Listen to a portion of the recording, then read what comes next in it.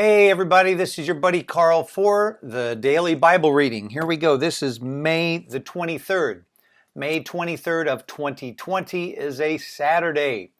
And Leanne and I are prepping for the Well of Nashville. You see the website running there. Please join us online. We are still streaming for Davidson County, Nashville area. They're still kind of slowly releasing the protocols of how to gather and meet. And Leanne and I believe, as people of God, we want to honor authorities. And sure, we all have opinions about what's going on. So I'm not getting into that. The idea is to live for the Lord, live to love God fully and to love people and to care, think of others more than ourselves. And at the same time, try to speak truth and calm and reason and peace into the days. So anyway, that's what we're doing. We're prepping, we're rehearsing music, practicing, going through words. I am still doing the daily Bible reading. So I recommend stay in the routine as best you can. Some people are asking, what translation should I get? Man, that's a big question. As close to the original languages as you can. But even in that context, it changes. There's nothing really in English.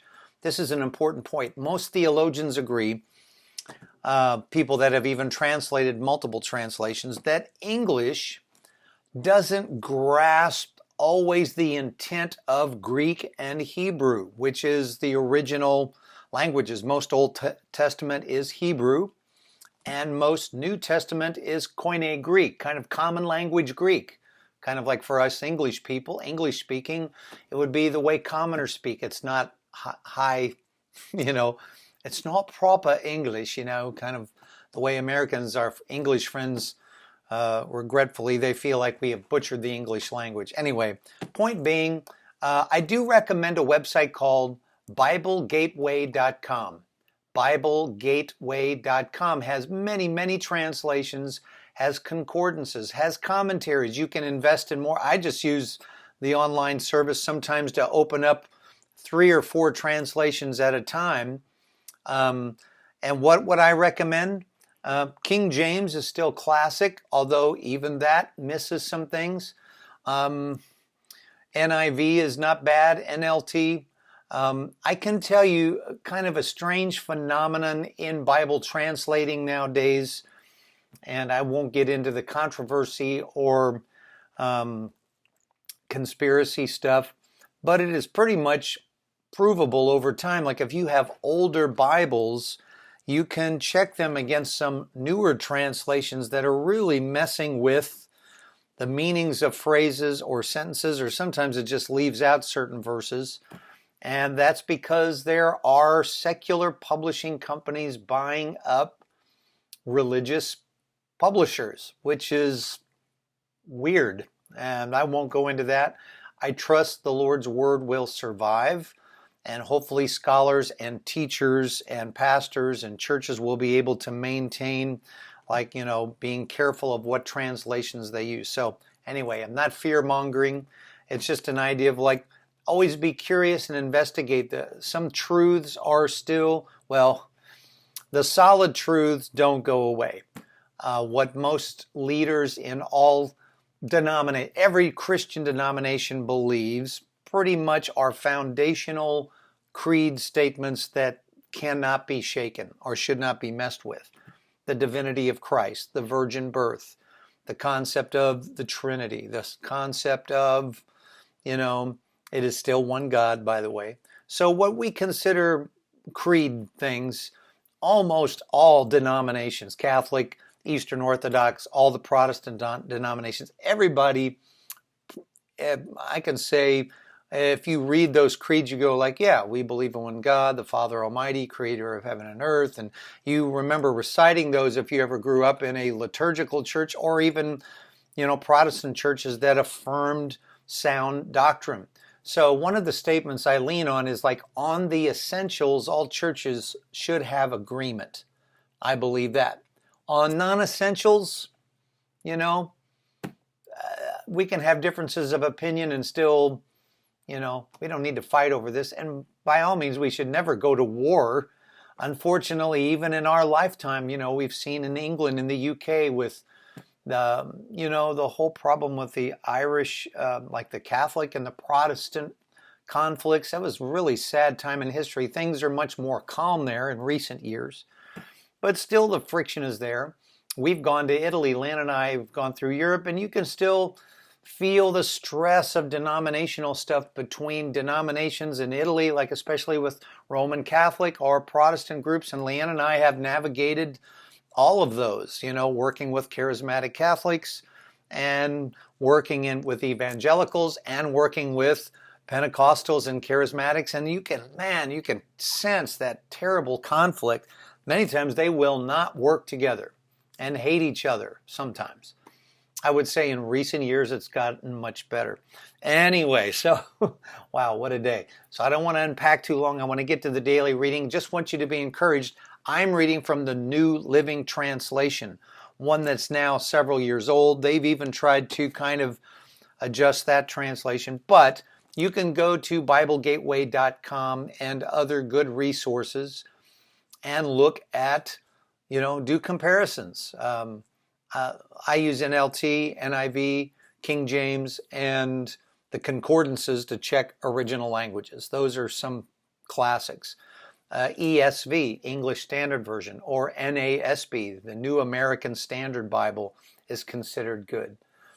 So anyway, let's move on. So I would say be at peace, trust God, stay in a steady place. Don't, so many people get so uptight about that. I'm like, where's your peace? Are you trusting the Lord? Are we resting in the Lord? Sure, we want to uphold the gospel and live for the truth, but, don't become bogged down in darkness. That's a good thing to remember. Okay, let's move on. May the 23rd. By the way, tomorrow, May 24th, stream with us at the well, 10:30 a.m. Central Standard Time. All right, May 23rd, 2 Samuel, yay, chapter 2, picking it up at verse 12, all the way through 3, and we'll finish chapter 3 today too. Here we go. 2 Samuel 2:12. So one day Abner led Ishbosheth's troops from Mahanaim to Gibeon. About the same time, Joab, son of Zeruiah, led David's troops out and met them at the pool of Gibeon. The two groups sat down there, facing each other from opposite sides of the pool. Then Abner suggested to Joab, let's have a few of our warriors fight hand to hand here in front of us. Imagine that, a group of warriors all like on either side of the pool. Let's joust. All right, here you go. All right, Joab agreed. So 12 men were chosen to fight from each side. Well, this is a battle, right? 12 men of Benjamin, representing Ishbosheth, son of Saul, and 12 representing David. Each one grabbed his opponents by the hair and thrust his sword into the other side so that all of them died. Ha! Wow, poor strategy, boys. So this place at Gibeon has been known ever since as the Field of Swords. A fierce battle followed that day, and Abner and the men of Israel were defeated by the forces of David. So it got out of hand, and David's guys were not going to let that pass. There you go. Joab, Abishai, and Asahel, the three sons of Zeruiah, were among David's forces that day. Asahel could run like a gazelle, and he began chasing Abner. He pursued him relentlessly, not stopping for anything. When Abner looked back and saw him coming, he called out, "Is that you, Asahel?" "Yes, it is," he replied. "Go fight someone else," Abner warned. "Take on one of the younger men and strip him of his weapons." But Asahel kept right on chasing Abner. Again, Abner shouted to him, "Get away from here. I don't want to kill you. How could I ever face your brother Joab again?"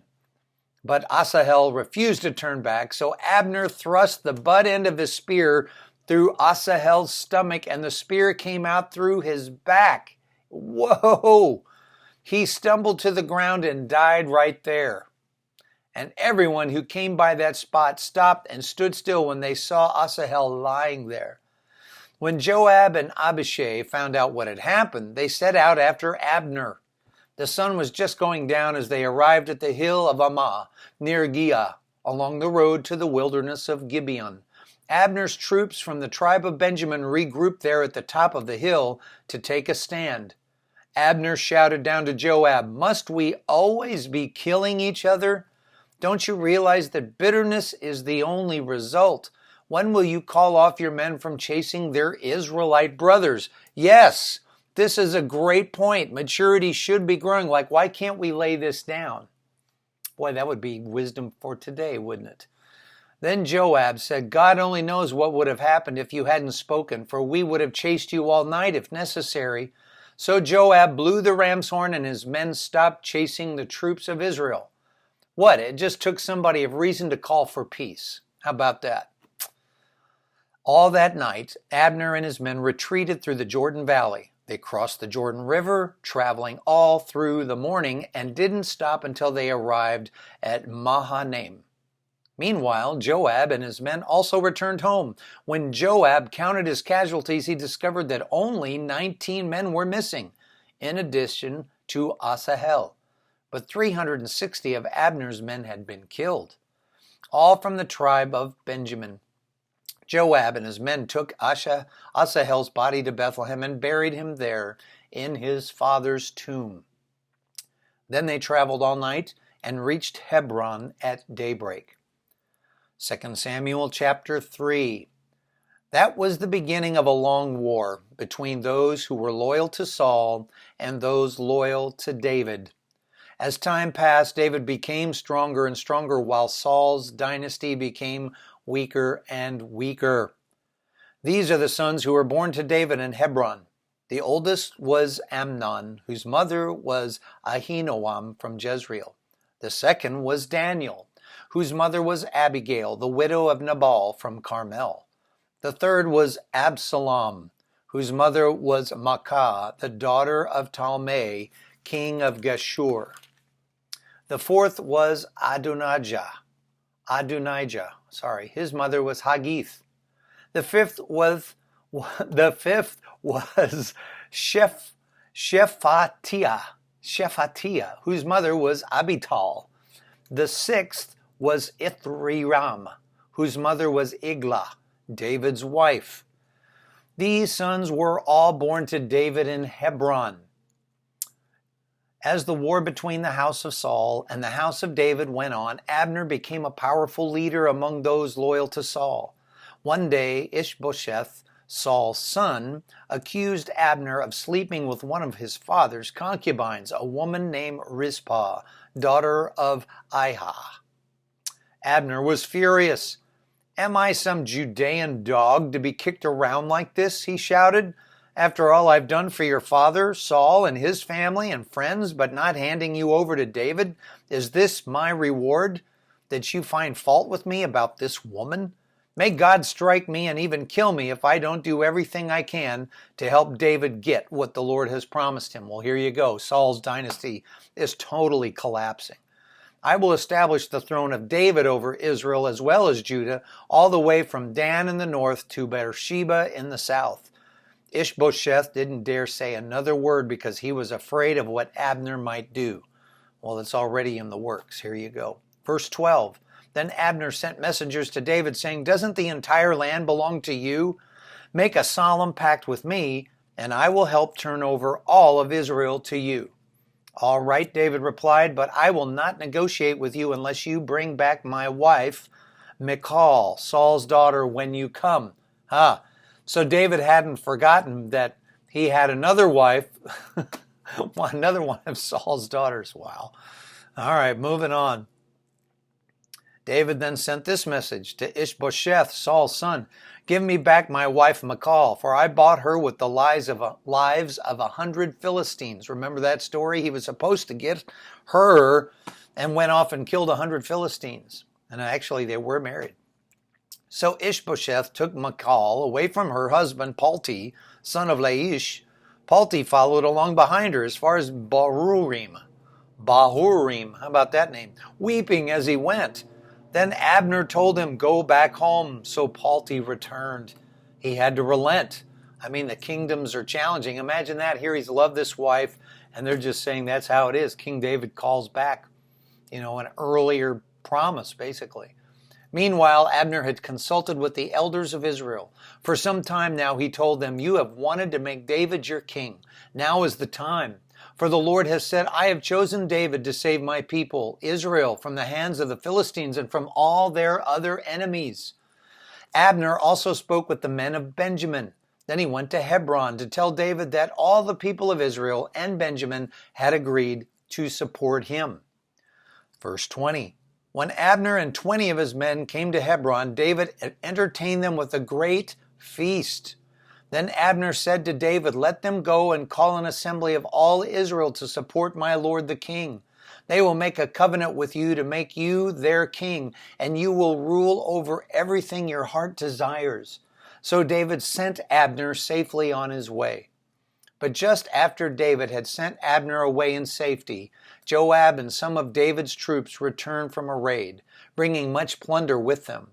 When Joab arrived, he was told that Abner had just been there visiting the king and had been sent away in safety.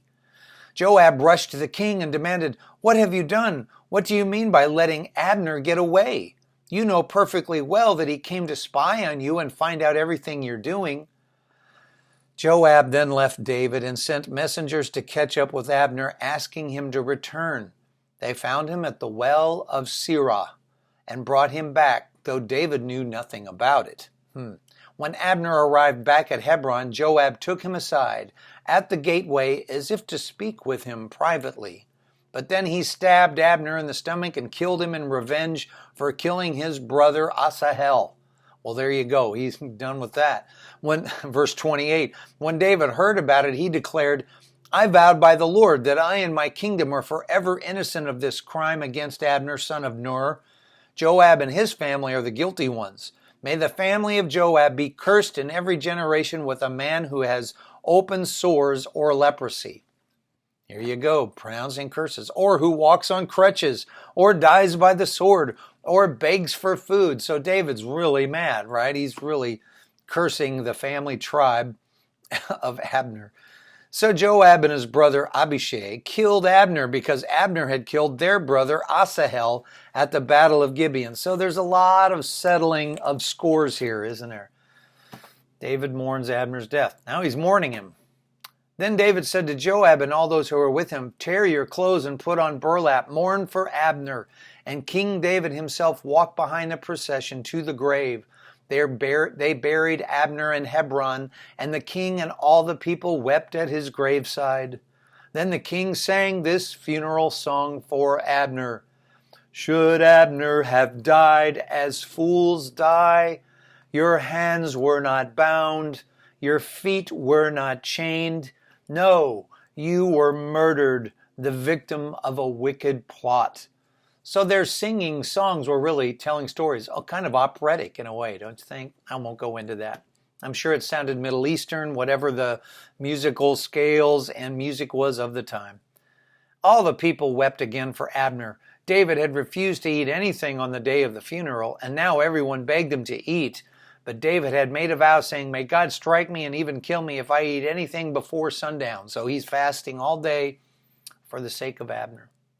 This pleased the people very much. In fact, everything the king did pleased them. So everyone in Judah and all Israel understood that David was not responsible for Abner's murder. Then King David said to his officials, "Don't you realize that a great commander has fallen today in Israel? And even though I am the anointed king, these two sons of Zeruiah, Joab and Abishai, are too strong for me to control. So may the Lord repay these evil men for their evil deeds." We'll see what happens with them very soon. Okay, that's all of 2 Samuel up to the end of chapter 3. May 23rd, let's move on to the psalm for the day. Psalm 119. Now this, remember, 117 is the shortest psalm. 118 is the middle of Scripture. In fact, 118 verse 8. It is better to take refuge in the Lord than to trust in people. 119 is the longest book of the Bible. I won't unpack all the poetry, but it's interesting. They are phrases based on the Hebrew alphabet. So each Hebrew alphabet symbol gets a piece of this psalm. That's how it's broken down. Very interesting. Just the side note here, I'll give it to you. Psalm 119 is called an acrostic poem, a Hebrew acrostic poem. There are 22 stanzas, one for each successive letter of the Hebrew alphabet. Each of the 8 verses within each stanza begins with the Hebrew letter name in its heading. How about that? So that would be an interesting study of the Hebrew language, but that's Psalm 119, pretty major. And some suggest that the author may have been Ezra the priest, which would have made sense since it's strongly in its Hebrew, priestly statements. But the theme is God's word is true and wonderful. Stay true to God and his word no matter how bad the world becomes. Obedience to God's laws is the only way to achieve real happiness. Well, that is the summation of life, isn't it?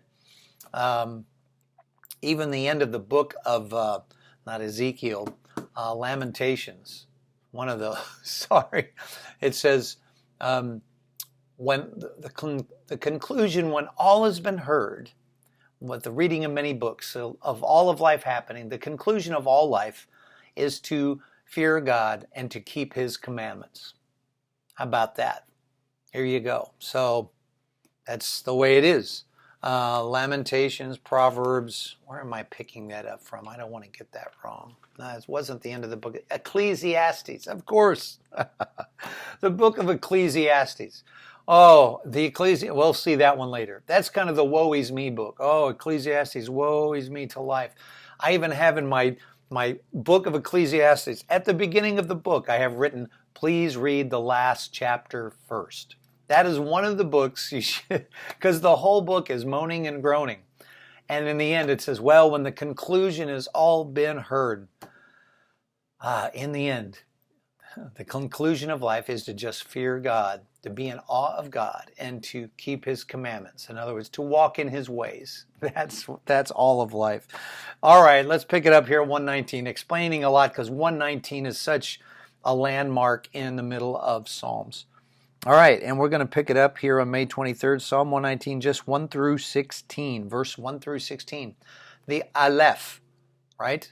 Aleph. Joyful are people of integrity who follow the instructions of the Lord. Joyful are those who obey his laws and search him with all their hearts.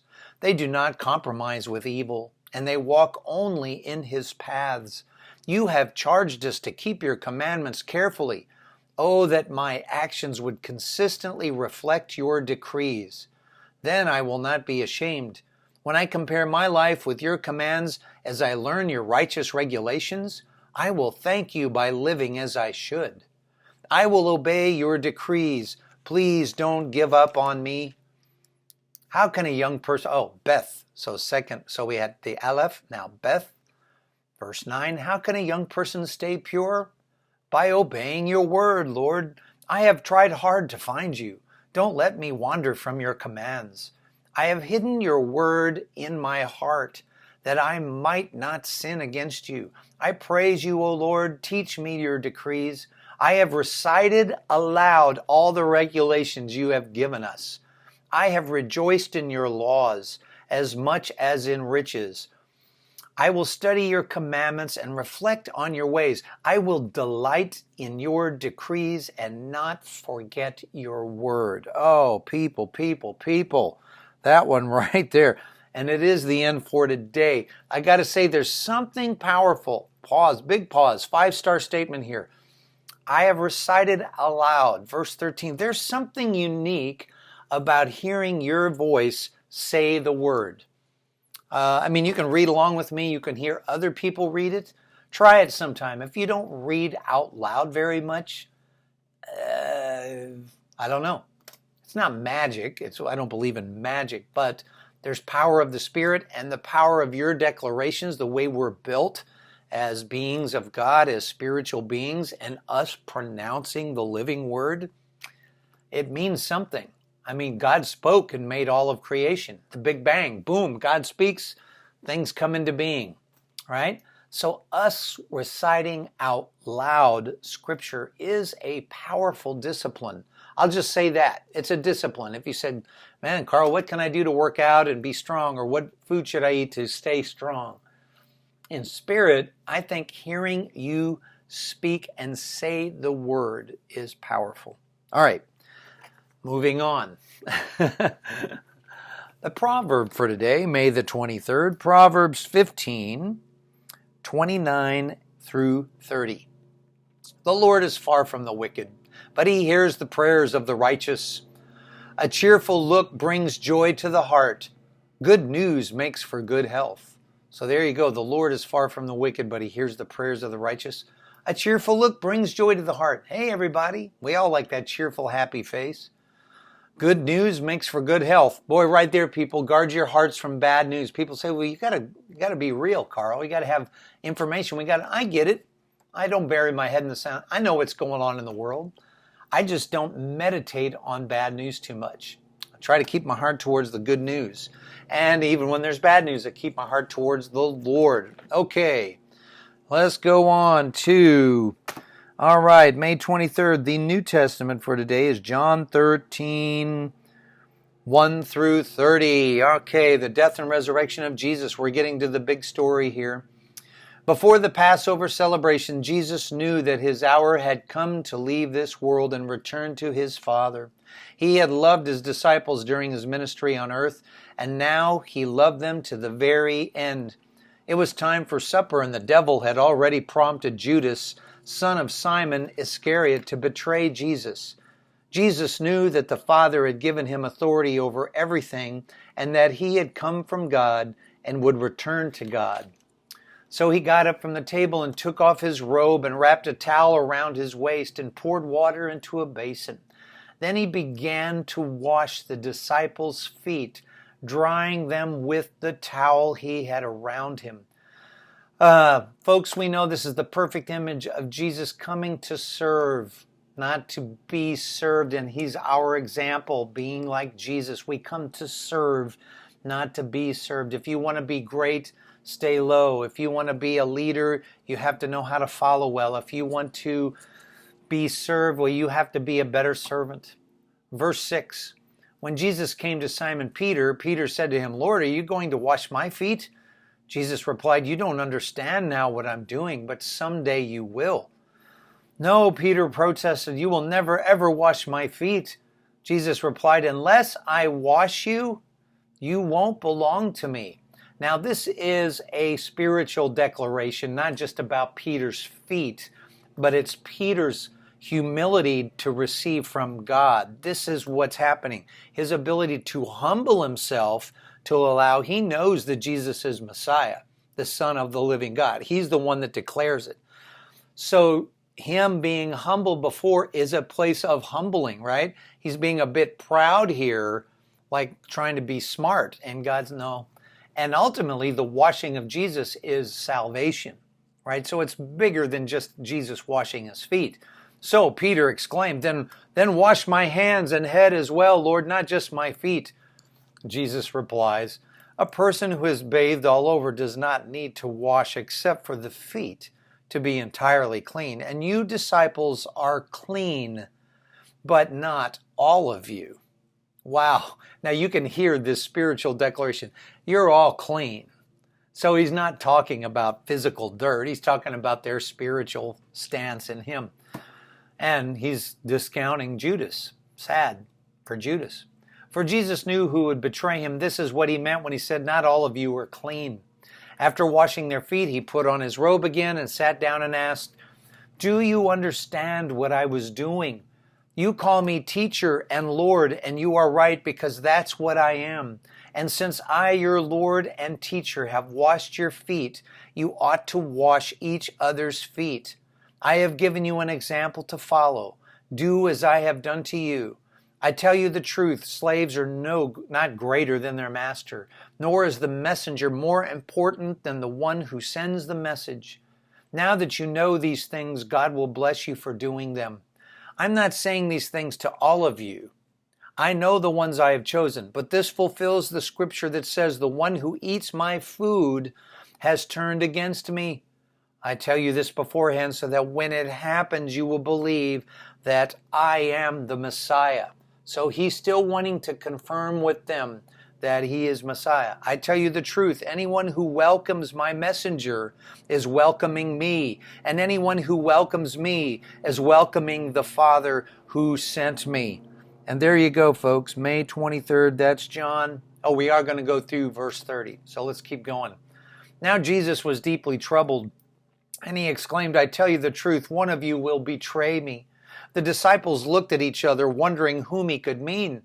The disciple Jesus loved was sitting next to Jesus at the table. Simon Peter motioned to him to ask, who's he talking about? So that disciple leaned over to Jesus and asked, Lord, who is it? This is John, right? John, the beloved. Jesus responded, it is the one to whom I give the bread and dip in the bowl. And when he dipped it, he gave it to Judas, son of Simon Iscariot. When Judas had eaten the bread, Satan entered into him. Then Jesus told him, hurry and do what you're going to do. None of the others at the table knew what Jesus meant.